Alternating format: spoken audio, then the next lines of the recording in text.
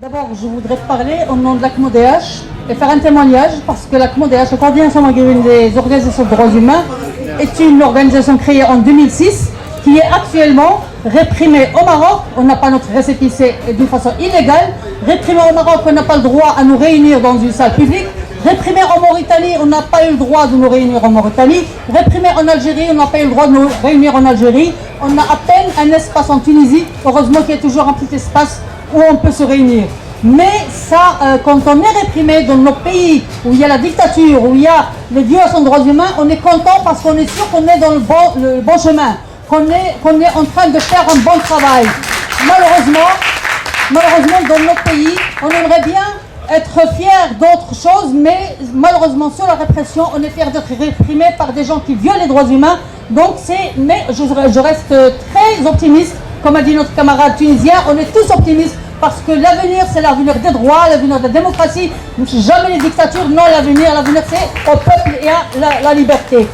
Autre chose, la CMODH, on est fiers à la CMODH d'être nombreux et d'être divergents. On diverge politiquement. C'est ça la fête de l'humanité, il faut faire avec toutes les musiques et tout. Donc, on est fiers d'être divergents politiquement. On est très différents au niveau politique, mais on arrive à gérer nos différences parce qu'on laisse les positions politiques à part et on travaille sur les questions de droits humains. Donc ce qui s'est passé tout à l'heure, ça ne se passe pas à l'intérieur de la CMODH. Malgré les positions différentes, nous on défend tous les prisonniers politiques, qu'ils soient marocains, qu'ils soient algériens, qu'ils soient partout. D'ailleurs au Maroc, il y a plus de 300 prisonniers politiques. Ces jeunes ont eu cette occasion de s'exprimer ici, mais il y a énormément de prisonniers politiques dans les prisons qui n'ont pas eu cette chance. La même chose dans plusieurs pays. Autre chose, je voudrais parler d'une chose très importante qui a été dite par nos camarades et aussi par d'autres intervenants. C'est ce qu'on appelle actuellement au Maroc la presse mercenaire. On l'appelle, c'est une nouvelle forme de répression. Avant, Hassan II avait des méthodes directes de disparition forcée, de répression directe, etc., de détention, de procès, etc. Actuellement, il y a toujours ça, bien sûr.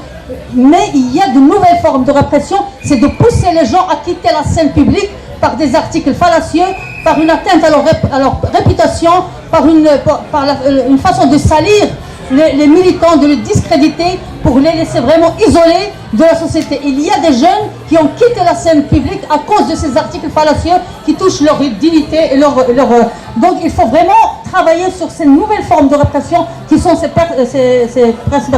La dernière idée, et je vais terminer, je vais parler maintenant du Maroc parce qu'il y a le problème essentiel, primordial au Maroc, c'est un problème politique qui est de la gouvernance et de l'état de droit. Au Maroc, les Marocains ne disposent pas de leur droit de choisir leur politique, de choisir leur avenir.